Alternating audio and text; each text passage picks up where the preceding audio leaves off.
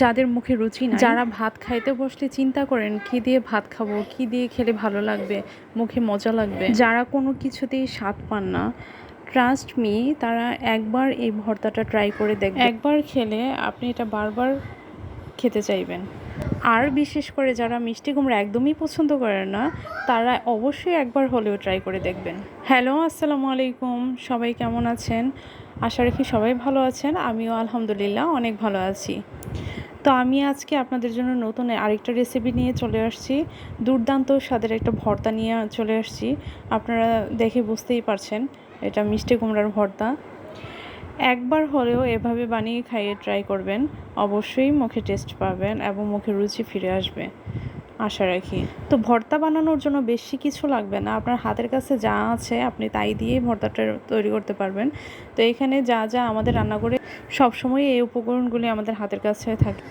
তো এই ভর্তাটা বানাতে আমাদের যা যা লাগবে, মিষ্টি কুমড়া তো অবশ্যই লাগবে, আর এখানে লাগবে সরিষার তেল, রসুন, পেঁয়াজ, শুকনো মরিচ, আর হচ্ছে লবণ, আর কিছুই লাগবে না।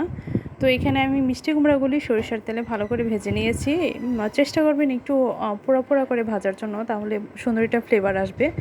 তারপরে আমি রসুন আর হচ্ছে পেঁয়াজ, কাঁচা পেঁয়াজগুলো একটু ব্রাউন কালার করে ভেজে নিয়েছি, রসুনটাও একটু ব্রাউন কালার করে একটু পোড়া পোড়া করে ভেজে নিয়েছি, তাহলে ভালো একটা টেস্ট আসবে। আর শুকনো মরিচ তো ভেজে নিয়েছি। তো এগুলি হচ্ছে আমি ভালো করে ভেজে দেন হচ্ছে আমি এগুলি পেঁয়াজ আর রসুন, শুকনো মরিচ, লবণ ভালো করে হাতে মেখে নিব। আপনারা চাইলে এটা শিলপাটায়ও বাটতে পারেন, আবার চাইলে হচ্ছে ভর্তার বাটনাতেও আপনারা এই ভর্তাটা করতে পারেন। তো আমি এখানে হাতেই করব, যেহেতু মিষ্টি কুমড়োটা একদম নরম হয়ে গিয়েছে ভাজার মধ্যেই। হাতে মেখে নিব। আপনারা চাইলে এখানে ধনিয়া পাতা অ্যাড করতে পারেন। আমার হাতের কাছে ধনিয়া পাতাটা ছিল না, যার কারণে আমি দিতে পারিনি। ধনিয়া পাতা দিলেও ভালো টেস্ট আসবে। তো যেহেতু এটা মিষ্টি কুমড়া, মিষ্টি তো একটু লাগবেই। যদি আপনারা ঝাল পছন্দ করেন তাহলে একটু শুকনো মরিচটা বাড়িয়ে দিবেন। তো আমি যেহেতু আমার বেবিরা খাবে, যার কারণে আমি শুকনো মরিচটা একটু কমিয়ে দিয়েছি। আর হচ্ছে গিয়ে একটু মিষ্টি মিষ্টি থাকলে বাচ্চারা একটু খেতে পছন্দ করে। আর ট্রাস্ট মি, মানে ভর্তাটা এত মজা হয়েছিল, আমার বাচ্চা তো অনেক পছন্দ করেছে। সে আমাকে বলেছেও যে আরেকদিন যেন তাকে বানিয়ে দিই। যাদের করে ছোটো বেবিরা আছে, তারা রেগুলার সবজিটা খেতে চায় না, পছন্দ করে না। আর নর্মাল করে রান্না করে দিলে বা ভেজে দিলে, তাদের জন্য একটু বুদ্ধি খাটিয়ে একটু ইউনিক রেসিপিগুলি বানিয়ে দিলে ওরা অনায়াসেই খেয়ে নেবে।